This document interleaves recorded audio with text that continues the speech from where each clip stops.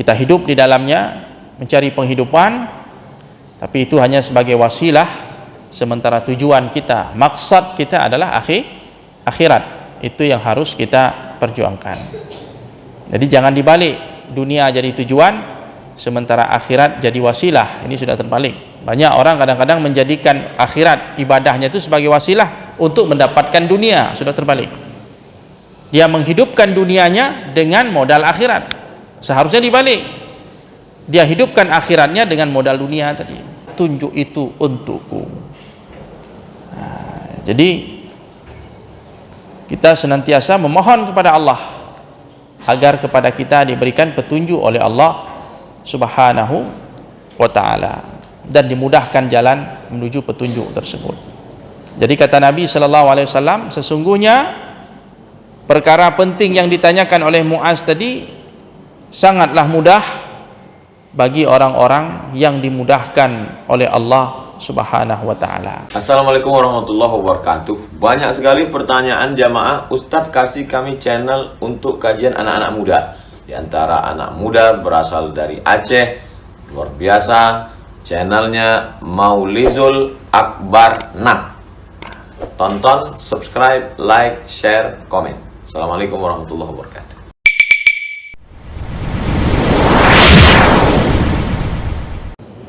Assalamualaikum warahmatullahi wabarakatuh.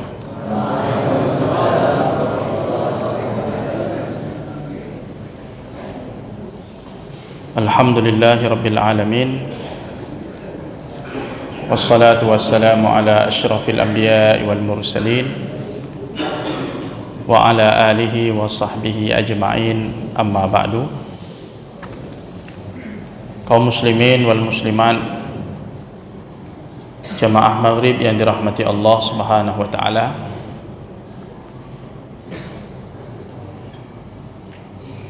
insyaallah kita akan lanjutkan pengajian hadis arba'in, hadis ke-29, riwayat Al-Imam At-Tirmidzi rahimahullah, dan beliau menilai hadis ini adalah hasan sahih. Hadis hasan sahih ini sering muncul terutama di dalam Sunan At-Tirmidzi. Beliau adalah di antara ulama hadis yang mempopulerkan istilah ini. Yang paling banyak muncul di dalam kitab Sunan Tirmidzi kalimat hasan sahih. Terjadilah berbagai pandangan para ulama apa maksud dari hasan sahih itu. Berbagai macam pandangan dan pendapat. Kemudian salah satu pandangan yang paling mengena tentang istilah hasan sahih ini, karena ini dua istilah yang punya pengertian masing-masing. Kalau disebut sahih berarti itu kriterianya sudah tinggi, kualitasnya sudah level yang taraf pada level yang bagus, ya sangat bagus.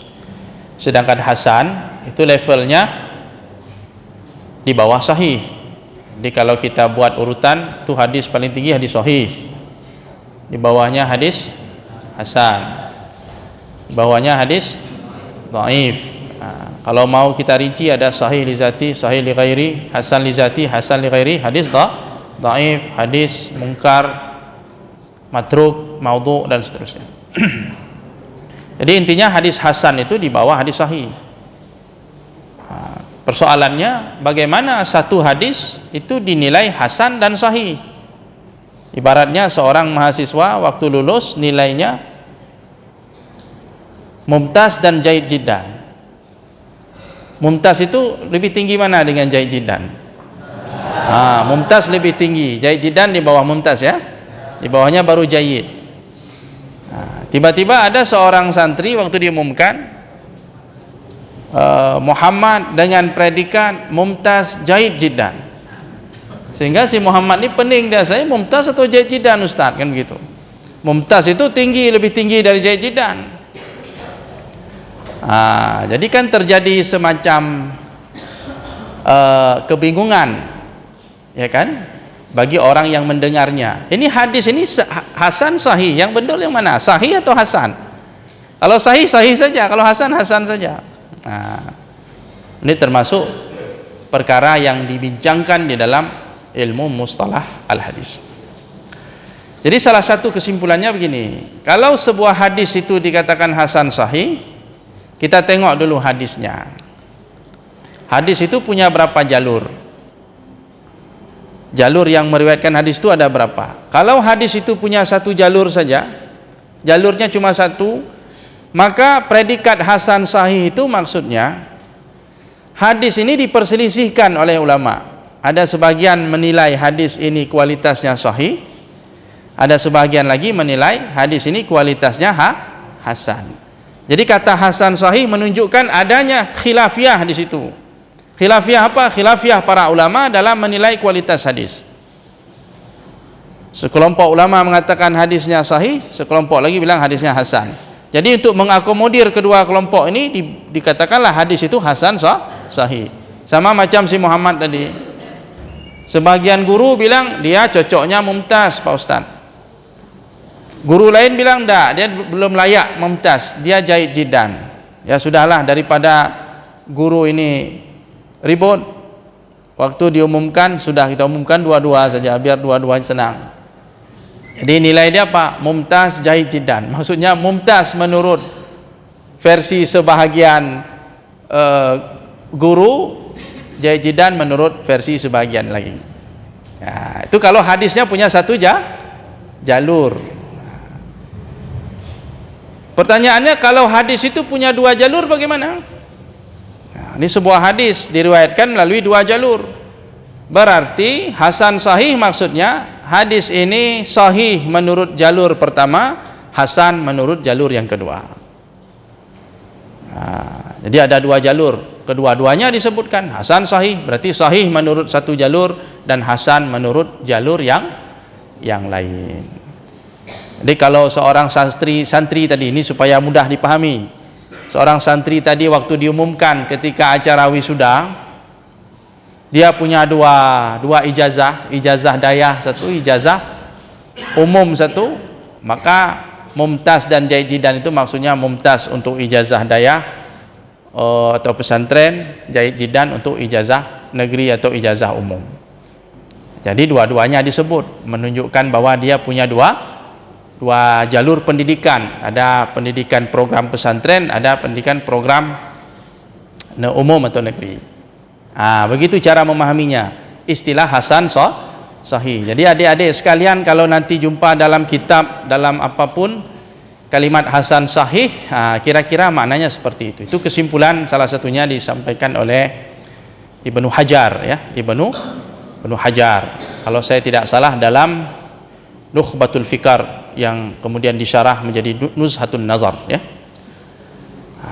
Meskipun ada pendapat lain itu banyak, saya kasih satu kesimpulan saja, salah satu kesimpulan dari pengertian hasan dan sahih apabila disematkan dalam satu hadis. Al-Imam Tirmizi rahimahullah meriwayatkannya dengan sanadnya tentunya dari Muaz bin Jabal radhiyallahu anhu. Dia berkata, qultu ya Rasulullah, aku berkata. Siapa yang berkata ini? Muaz bin Jabal, ya. Ya Rasulullah, akhbirni bi amalin yudkhilunil jannah. Ya Rasulullah, beritahukan kepadaku satu amalan yang dengan amalan itu dapat memasukkanku ke dalam surga Allah. Wa yubaiduni 'anil nar, dan amalan tersebut dapat menjauhkanku dari neraka Allah. Qala, lantas Nabi sallallahu alaihi wasallam bersabda, Laqad sa'alta an 'azimin. Sungguh engkau wahai Muaz telah bertanya suatu pertanyaan tentang perkara yang besar. Jadi dia memohon untuk diberitahukan oleh Rasulullah amalan yang bisa memasukkannya ke dalam surga dan menjauhkannya dari neraka. Tentu ini sebuah permohonan yang besar, sebuah pertanyaan yang sangat penting karena menyangkut surga dan neraka. Kata Nabi, engkau telah bertanya tentang sesuatu yang besar. Wa innahu la yasirun ala man yassarahu Allahu alaihi. Meskipun ini perkara besar, sesungguhnya itu mudah untuk mendapatkan surga dan terjauh dari neraka bagi orang yang dimudahkan oleh Allah Subhanahu wa ta'ala. Jadi mudah syaratnya, orang tersebut dimudahkan oleh Allah Subhanahu wa ta'ala. Kemudian Nabi SAW menyebutkan satu persatu, ta'budullaha la tusyriku bihi syai'a. Engkau menyembah Allah semata, tidak mempersekutukannya dengan sesuatu pun. Nah, itu yang pertama. Wa tuqimus shalah, engkau mendirikan salat, menunaikan salat dengan sebaik-baiknya. Wa tu'tiz zakah, engkau menunaikan zakat. Wa tasumu ramadan, dan engkau berpuasa di bulan Ramadan. Wa tahujjul bait, engkau menunaikan ibadah haji. Summa qal, kemudian Nabi SAW bersabda, ala adulluka ala abwabil khair, apakah engkau bersedia aku tunjukkan kepadamu pintu-pintu kebaikan. As-sawmu junnah, kata Nabi SAW, puasa itu adalah perisai.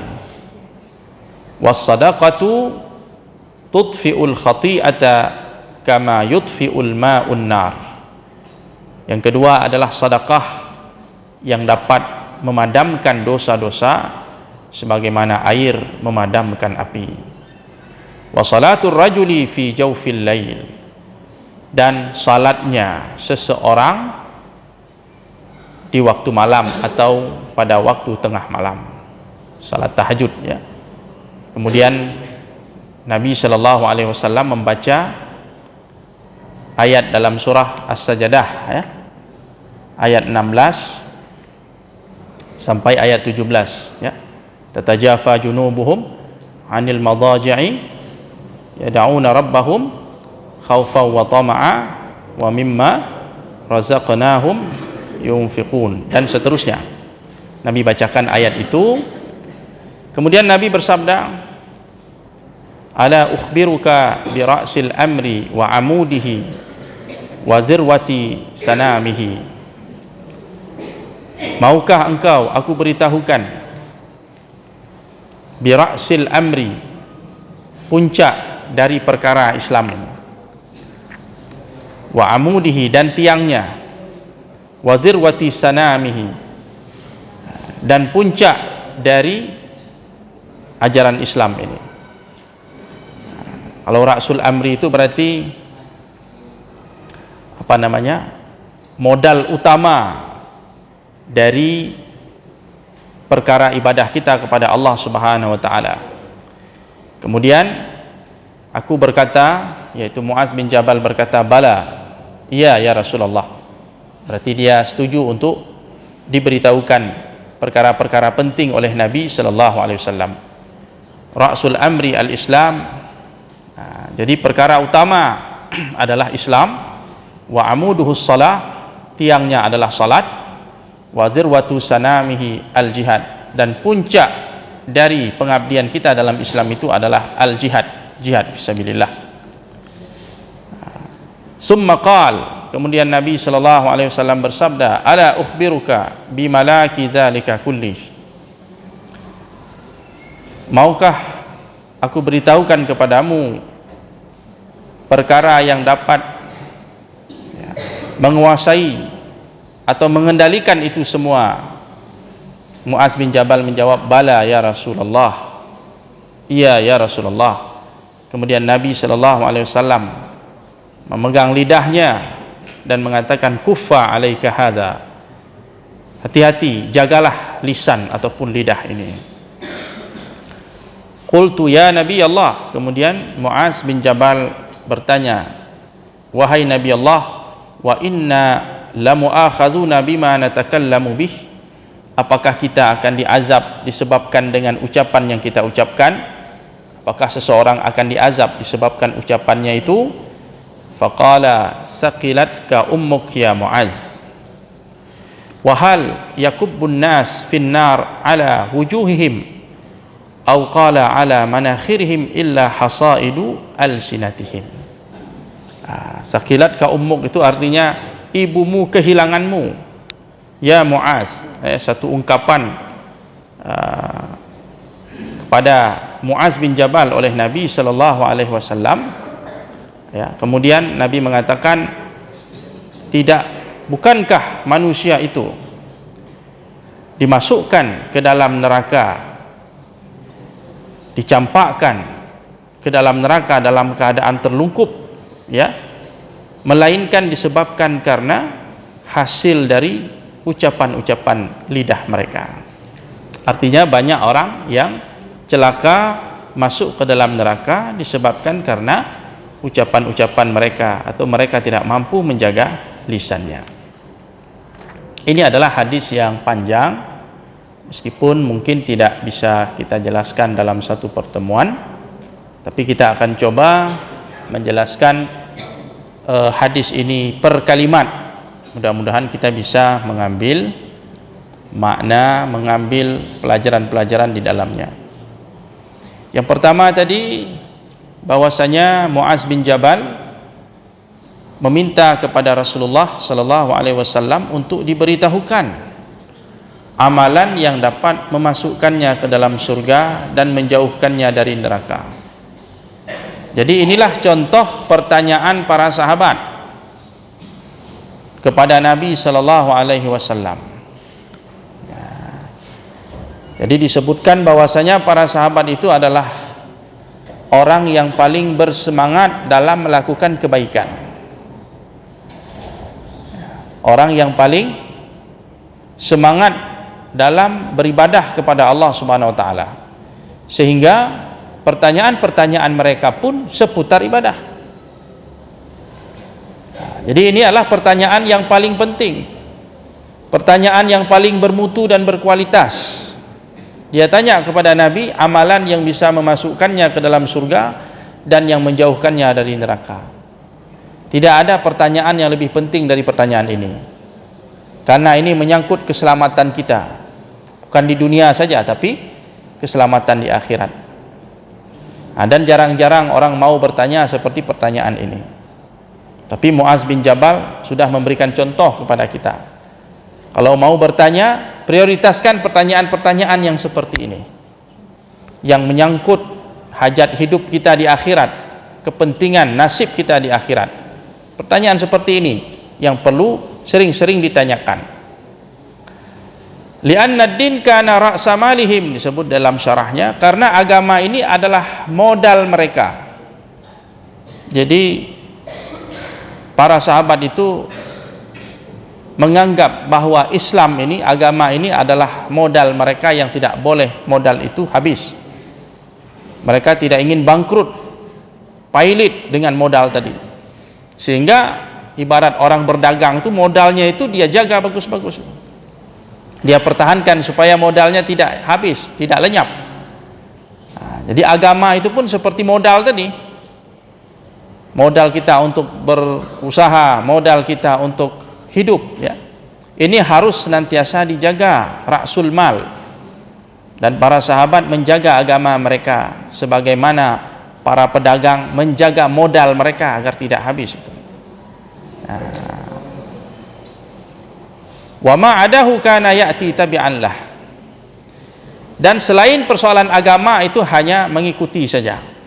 Itu bukan persoalan-persoalan yang utama, tapi yang paling utama adalah agama. Salat itu modal kita, puasa modal kita, zakat modal kita, haji itu modal kita, di ibadah itu modal kita. Jangan sampai kita kehabisan modal, maka tidak akan pernah kita akan bertemu dengan surga Allah Subhanahu wa taala. Karena untuk membeli surga itu perlu ra'sul mal tadi, perlu modal tadi. Fatajid as'ilatahum haulad din wa ma yanfa'uhum fi akhiratihim. Maka kita mendapati pertanyaan mereka para sahabat itu seputar agama dan apa yang bermanfaat bagi mereka di akhirat mereka. Pertanyaannya seputar agama dan seputar kebaikan mereka di akhirat. Bainama tajidu as'ilata katsirin minan nas al-yaum anit tijarah ar-rabihah fid dunya wa anil amalil murbih wa anil masyari' al-mujdiyah. Sementara kita mendapati kebanyakan orang pada saat ini banyak pertanyaannya itu seputar perniagaan, seputar bisnis, usaha, ya. Pertanyaannya berkaitan dengan persoalan-persoalan duniawi semata. Ya, sedikit sekali yang mau bertanya tentang persoalan akhirat. Meskipun itu tidak dilarang. Jadi pertanyaan tentang dunia memang tidak dilarang. Tapi itu bukanlah tujuan kita dalam hidup ini, disebutkan di sini. Tujuan kita adalah akhirat dan dunia ini hanyalah sebagai wasilah, sebagai sarana saja untuk menggapai akhirat. Ya. Allah Subhanahu wa taala berfirman, "Wabtaghi fima ataakallahu ad-daral akhirah wa la tansa nasibaka minad dunya." Ya, jadi carilah karunia Allah Subhanahu wa taala yang diberikan kepadamu, yaitu negeri akhirat. Jadi kita disuruh berusaha mencari kebahagiaan akhirat. Namun jangan lupakan bagian kita dari kehidupan dunia ini. Jadi dunia ini kita jalani, kita hidup di dalamnya, mencari penghidupan, tapi itu hanya sebagai wasilah, sementara tujuan kita, maksud kita adalah akhirat. Itu yang harus kita perjuangkan. Jadi jangan dibalik, dunia jadi tujuan, sementara akhirat jadi wasilah. Ini sudah terbalik. Banyak orang kadang-kadang menjadikan akhirat, ibadahnya itu sebagai wasilah untuk mendapatkan dunia. Sudah terbalik.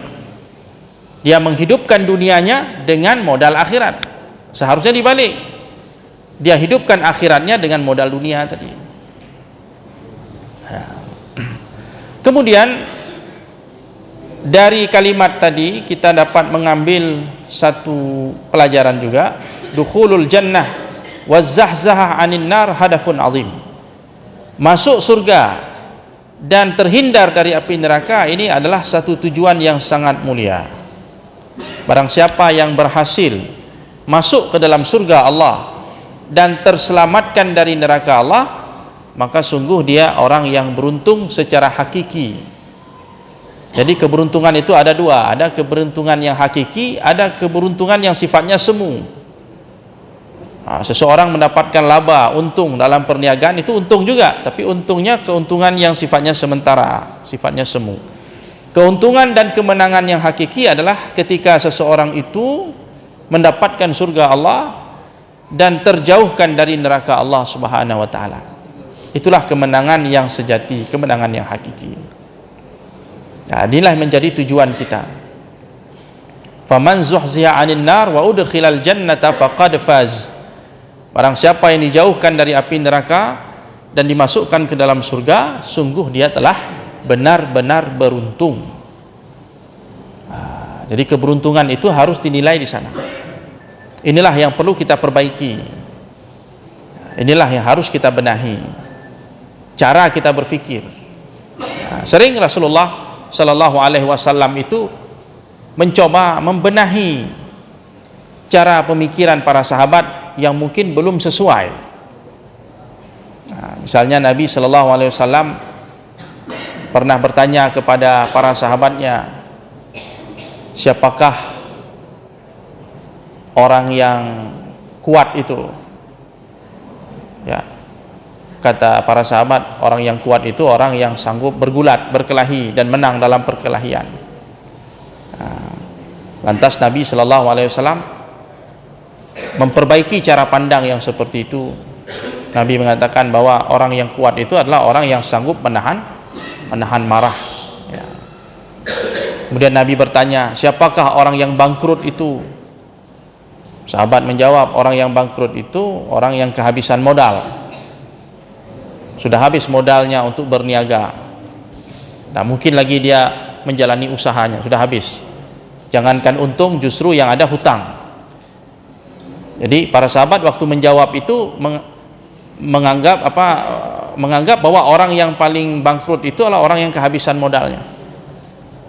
Ternyata Rasulullah mengatakan sesungguhnya orang yang muflis atau orang yang bangkrut itu adalah orang yang nanti di akhirat membawa banyak amal ibadah, pahala kebaikan, tapi selama di dunia dia juga banyak melakukan kezaliman, sehingga pahala kebaikan yang sudah dia kumpul selama ini habis dibagi-bagikan untuk menebus kesalahan ataupun kezaliman dia terhadap orang lain. Itulah sejatinya orang yang bangkrut, kata Nabi Sallallahu Alaihi Wasallam. Kemudian Nabi juga memperbaiki cara pandang sahabat. Kata Nabi, laisal ghina an kasratil arab. Kaya itu bukan banyaknya harta, tapi kaya itu adalah ghinan nafsi. Ketika jiwa kita itu kaya. Orang yang kaya itu orang yang kaya jiwa, bukan kaya dalam artian banyak harta benda, kekayaan dan sebagainya. Jadi dalam banyak hal Rasulullah Sallallahu Alaihi Wasallam mencoba memahamkan kepada para sahabat hakikat yang sesungguhnya dari kekayaan. Apa itu kaya? Kaya itu artinya kaya jiwa kita. Jiwa kita ridha dengan apa yang diberikan oleh Allah Subhanahu Wa Taala. Itulah kekayaan yang sejati. Kekuatan yang sejati itu ketika kita sanggup menahan nafsu kita, menahan amarah kita. Bukan orang yang jago berkelahi. Kemudian orang yang rugi itu bukan rugi di dunia, tapi rugi di akhirat. Itulah hakikat rugi. Sama juga dengan ini, orang yang beruntung itulah ketika dia berhasil mendapatkan ridha Allah, masuk ke dalam surga Allah, dan terjauhkan dari neraka Allah Subhanahu Wa Taala. Nah, jadi nampaknya cara pandang selama ini kita di dunia ini perlu kita benahi. Sebagai contoh saja, ini pelajaran ya. Sebagai contoh saja, kadang-kadang orang memahami sukses itu sering melupakan aspek yang penting, ini aspek akhirat. Ketika mungkin adik-adik nanti akan pergi jauh menuntut ilmu, ketika pulang kampung Anda sudah menghafal Al-Quran, Anda sudah menguasai ilmu-ilmu syariat, pulang kampung tapi pulangnya masih naik kendaraan umum. Pulang kampung, orang kampung bilang, waduh, sudah bertahun-tahun merantau, pulang-pulang tidak sukses. Kenapa? Karena waktu pulang kampung tidak bawa kendaraan, tidak bawa mobil sendiri, tidak bawa uang banyak. Sering sekali orang-orang di kampung itu menilai kita tidak sukses, padahal kita sudah menguasai berbagai ilmu-ilmu syariat, yang siap berdakwah, siap berjihad fi sabilillah, dan kita sudah menghafal kitab Allah, sunnah Rasulullah Sallallahu Alaihi Wasallam. Tapi cara pandang sebagian masyarakat di kampung kadang-kadang dia nilai ini tidak sukses. Yang sukses itu yang pulang bawa harta, bawa mobil mewah. Ini sukses. Kadang-kadang kita tidak tahu dari mana mobil itu, dari mana harta itu dia dapat. Kadang dari sumber yang haram. Tapi karena cara pandang orang kampung, cara pandang orang terhadap kata sukses itu belum tepat, akhirnya kesuksesan itu dinilai sebatas kesuksesan dunia saja. Jadi cara pandang seperti inilah yang perlu kita perbaiki, sebagaimana Rasulullah memperbaiki cara pandang para sahabatnya. Pada saat Muaz bin Jabal bertanya kepada Nabi tentang itu, maka Rasulullah mengatakan, laqad sa'alta an 'azimin, sungguh engkau wahai Muaz telah bertanya tentang suatu perkara yang besar. An amalin azimin fi'luhu 'ala an-nufus li'anna an-natijata 'azimah fawzun fid dunya wal akhirah idzan huwa 'azim, kata pensyarah hadis ini. Jadi engkau telah bertanya tentang sesuatu yang besar, sesuatu yang penting, karena ini menyangkut tentang keselamatan, kebahagiaan dunia dan akhirat. Jadi kalau sudah menyangkut masalah akhirat, ini sudah penting. Karena terkait dengan keselamatan kita di sana, kebahagiaan kita di sana. Maka kalau Anda bertanya, bertanyalah hal-hal yang penting. Jangan bertanya perkara-perkara yang sia-sia, yang tidak membawa kepada faedah ataupun keuntungan di dunia maupun di akhirat. Di pertanyaan kita harus pertanyaan akhirat. Itu disebutkan di dalam Tarikh Al-Khulafa itu. Pada saat Umar bin Abdul Aziz menjadi khalifah, dia rubah pertanyaan masyarakatnya itu. Masyarakat yang dia pimpin, umat yang dia pimpin itu, dia rubah pertanyaan.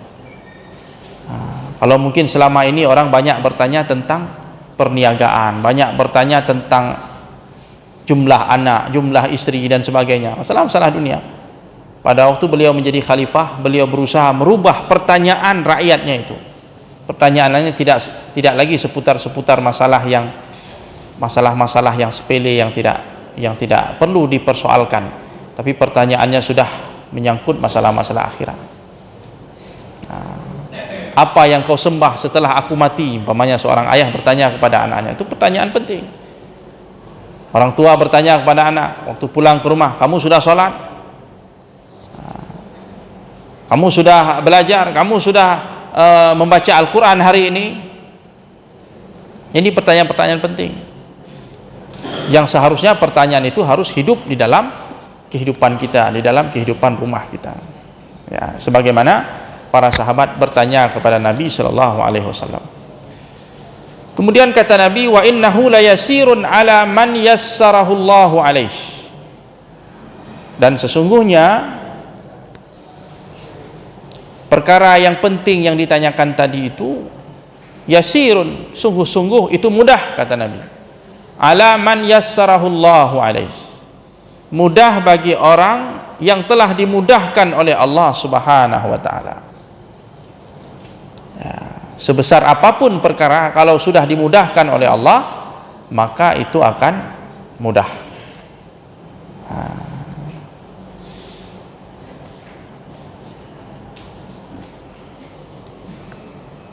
Seperti Allah Subhanahu wa taala berfirman umpamanya di dalam surah Al-Lail, fa amma man a'ta wattaqa wa saddaqa bil husna fasanuyassiruhu lil yusra.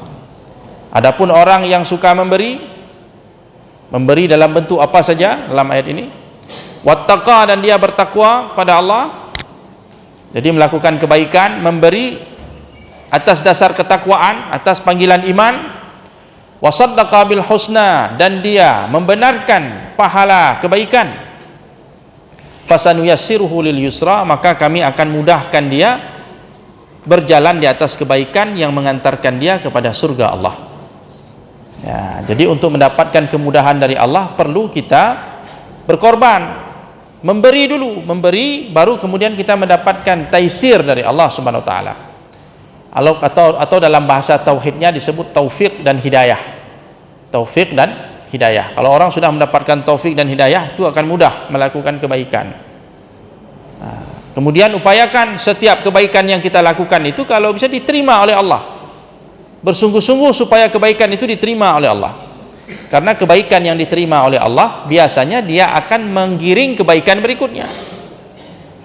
Suatu kebaikan yang kita lakukan itu biasanya akan mengajak kebaikan-kebaikan berikutnya. Ya. Kata para sahabat, min jazail hasanah al hasanatu ba'daha. Di antara balasan kebaikan, seseorang itu akan dimudahkan untuk melakukan kebaikan berikutnya. Kalau seandainya kita membaca Al-Quran umpamanya, kita membacanya dengan ikhlas dan Allah terima bacaan Quran kita, setelah kita membaca Quran itu akan ada kebaikan berikutnya yang datang. Tergerak hati kita untuk bersedekah, kemudian sedekah kita diterima oleh Allah Subhanahu wa taala. Setelah bersedekah, tergerak lagi hati kita untuk bersilaturahim. Setelah bersilaturahim, tergerak lagi hati kita untuk apa? Untuk berbakti kepada orang tua dan seterusnya. Ketika hari-hari kita di waktu siang kita berbuat kebaikan demi kebaikan, kemudian Allah mudahkan kita untuk bangun di waktu malam bertahajud. Makanya para salafus salih mengatakan salah satu sebab kenapa susah bangun malam tahajud itu karena dosa-dosa di waktu siang. Kalau mau Anda dimudahkan qiyamul lail, bangun di waktu malam, maka perbaiki waktu siang kita itu. Karena dosa yang kita lakukan akan berefek kepada dosa berikutnya. Nah, itu kembali juga kepada kata salafus salih tadi, perkataan para sahabat, min jazaa'i sayyi'ah as-sayyi'atu ba'daha. Di antara balasan dari satu kejahatan adalah kejahatan berikutnya. Ya, ini yang harus kita perhatikan. Jadi untuk mendapatkan kemudahan dari Allah, berjuang dulu, berkorban dulu. Untuk memulai suatu kebaikan itu memang sulit, susah. Kalau saya tidak salah, Sufyan Ats-Tsauri mengatakan bahwa beliau mengatakan 20 tahun saya berjuang untuk melakukan qiyamul lail, tahajud, sulit, berat. Setelah itu baru Allah memberikan kenikmatan dalam beribadah atau melakukan qiyamul lail. Jadi 20 tahun itu rasa qiyamul lail pahit, tapi beliau bersungguh-sungguh. Setelah 20 tahun baru datang manisnya. Nah, jadi ibadah itu mungkin kalau kita bayangkan seperti durian. Durinya itu memang mengerikan. Kalau kita pikir-pikir durian itu nggak jadi kita makan durian itu. Tapi bayangkan apa di balik duri itu. Nah, makanya orang yang qiyamul lail umpamanya melatih diri untuk qiyamul lail itu perlu mungkin bertahun-tahun menghadapi duri-durinya itu, pahitnya itu. Tapi setelah pahit itu dilewati, akan datang satu masa di mana Allah Subhanahu wa taala melimpahkan manisnya ibadah. Ya, Allah melimpahkan nikmatnya ibadah, sehingga pada saat kita merasakan nikmatnya ibadah itu, maka itu tidak akan pernah lagi kita tinggalkan, karena kita sudah membutuhkannya, bukan lagi sebagai satu beban. Nah, jadi selama ini mungkin ibadah kita masih terasa beban, tapi terus saja bersungguh-sungguh, jangan menyerah sampai kita mendapatkan kemudahan dari Allah Subhanahu wa taala. Salah satu bentuk kemudahan itu Allah limpahkan rasa manis dan lezat nikmat ketika pada saat kita beribadah kepada Allah Subhanahu wa taala. Di antara doa yang dibaca oleh Nabi sallallahu alaihi wasallam, wahdini wa yassiril hudali, berilah petunjuk kepadaku ya Allah, dan mudahkanlah jalan petunjuk itu untukku. Nah, jadi kita senantiasa memohon kepada Allah agar kepada kita diberikan petunjuk oleh Allah Subhanahu wa taala dan dimudahkan jalan menuju petunjuk tersebut. Jadi kata Nabi sallallahu alaihi wasallam, sesungguhnya perkara penting yang ditanyakan oleh Muaz tadi sangatlah mudah bagi orang-orang yang dimudahkan oleh Allah Subhanahu wa taala. Ya. Jadi kemudahan dari Allah itulah yang senantiasa harus kita cari. Kita mohon kepada Allah Subhanahu wa taala untuk Allah memberikan kepada kita kemudahan-kemudahan di dalam beribadah. Kemudian kata Nabi, perkara apa saja yang dapat memasukkan seseorang ke dalam surga Allah dan menjauhkannya dari neraka Allah Subhanahu wa taala. Yang pertama adalah ta'budullah la tusyriku bihi syai'a. Perkara yang mudah itu adalah engkau menyembah Allah semata dan engkau tidak mempersekutukannya dengan sesuatu pun. Ini adalah memurnikan ketauhidan kita kepada Allah Subhanahu wa taala. Dan disebutkan bahwa syirik itu adalah sebesar-besar dosa yang dilakukan oleh seorang hamba dalam rangka dia mendurhakai Allah Subhanahu wa taala. Sehingga dengan syirik tadi tidak akan diterima satupun amalan yang kita lakukan, dan tidak ada keselamatan nanti di akhirat apabila seseorang itu pulang menghadap Allah dalam keadaan dia melakukan perbuatan-perbuatan syirik. Jadi ini merupakan modal yang paling utama, syirik ini. Ini adalah landasannya. Jadi tauhid itu ibarat sebagai tanah tempat kita bercocok tanam. Pastikan dulu tanah itu tanah kita, tanah itu baik, kemudian di tanah itulah kita taburi benih supaya dia tumbuh. Jadi kalau tauhid kita sudah beres, berarti itu ibaratnya tanah sudah siap untuk ditanami. Di atas tanah itulah kemudian ditanami berbagai macam tanaman. Jadi iman kita, tauhid kita itu sudah beres, maka kemudian ditanam dengan berbagai macam amal soleh. Setelah tauhid kita beres, tanam dengan tanaman salat. Salat itu akan tumbuh dan berbuah. Salah satu buah dari salat itulah ketakwaan. Seseorang yang melakukan salat dengan baik, terhindar dia dari perbuatan keji dan mungkar. Ya, inna salata tanha 'anil fahsya'i wal munkar. Itulah buah dari salat itu. Kenapa salat itu bisa berbuah seperti itu? Karena ditanam di atas tanah yang subur. Tauhidnya itu sudah mantap, baru ditumbuhi dengan tanaman. Termasuk tanaman kita lah puasa, siam.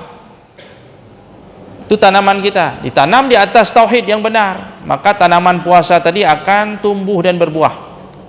Buahnya itu ya ayyuhalladzina amanu kutiba alaikumusiyam kama kutiba alal ladzina min qablikum la'allakum tattaqun. Takwa itu hasil dari siam tadi.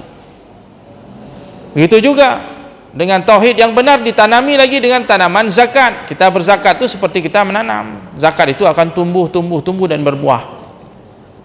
Khudz min amwalihim shadaqatan tutahhiruhum wa tuzakkihim biha. Ambillah zakat dari mereka, dari orang-orang kaya itu. Yang zakat itu dapat mensucikan jiwa, membersihkan jiwa kita, menumbuhkan jiwa kita. Kapan jiwa kita bisa tumbuh? Kapan jiwa kita bisa bersih? Dari zakat itu. Ketika zakat itu ditanam di atas tauhid yang benar, di atas landasan, di atas tanah tauhid yang benar. Nah, jadi ini adalah modal yang paling utama. Siapkan dulu imannya, tauhidnya, baru kemudian ditanami dengan tanaman-tanaman seperti salat, puasa, zakat, haji dan sebagainya. Orang yang berhaji kan begitu juga. Ada orang berhaji ke tanah suci, pulang dia dari ibadah hajinya seperti baru dilahirkan oleh ibunya. Artinya bersih dia dari dosa seperti anak bayi yang baru dilahirkan. Itu ketika haji itu ditanam di atas tanah tauhid yang benar. Nah, tapi kalau orang berhaji, orang salat, orang puasa, orang berzakat, bersedekah macam-macam, sementara tauhidnya masih bermasalah, akidahnya masih bermasalah, maka amal soleh ini tidak akan pernah tumbuh dan tidak akan pernah berbuah. Wa tuqimus shalah, maka urutan yang kedua wa tuqimus shalah. Engkau menunaikan salat. Jadi menunaikan salat ini bukan sekedar mengerjakan salat. Jadi salat ini perlu diketahui ilmunya, ada fikihnya, ada adab-adabnya, sehingga kita dianggap melakukan salat. Ada orang yang salat tapi tidak dianggap salat. Rasulullah pernah mengatakan, ada seorang sahabat salat di depan Nabi. Terus kata Nabi, irji fasalli fa innaka lam tusalli. Hai kamu, tadi sudah salat, ini salat lagi karena kamu belum salat. Ada orang yang sudah capek-capek salat, kata Nabi, irji fasalli fa innaka lam tusalli. Balik lagi salat lagi karena kamu belum salat. Jadi jangan-jangan salat kita selama ini kalau ditengok sama Nabi disuruh lagi balik salat karena Anda belum salat, kata Nabi. Salat Anda gagal, belum berhasil, ulang lagi salatnya. Jadi itu satu pertanda bahwa tidak semua orang yang mengerjakan salat dianggap telah mengerjakan salat dalam pandangan agama, dalam pandangan Allah. Maka perhatikanlah salat kita, evaluasi salat kita, di mana belum benarnya. Ada rukun, ada syarat, ada adab-adabnya, ada ikhlasnya, ada ittiba'nya. Bagaimana salat kita sesuai dengan salat Rasulullah sallallahu alaihi wasallam, supaya salat itu tumbuh dia. Jadi benihnya itu harus bagus. Tanahnya sudah bagus, salatnya sebagai benih tadi harus bagus supaya dia tumbuh. Begitu juga dengan ibadah lain, ibadah puasa. Banyak yang berpuasa tidak mendapatkan apa-apa kecuali lapar dan dahaga, menunjukkan bahwa tidak semua orang yang berpuasa itu dianggap telah berpuasa dalam pandangan agama. Dalam pandangan manusia ya dia sudah puasa, tapi dalam pandangan Allah tidak semuanya orang dianggap berpuasa.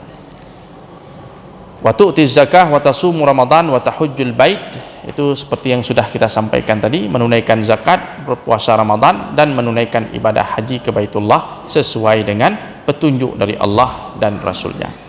Demikian kaum muslimin yang dirahmati Allah yang dapat kita jelaskan sebahagian dari hadis yang baru saja kita sampaikan. InsyaAllah kita lanjutkan pada pertemuan yang akan datang.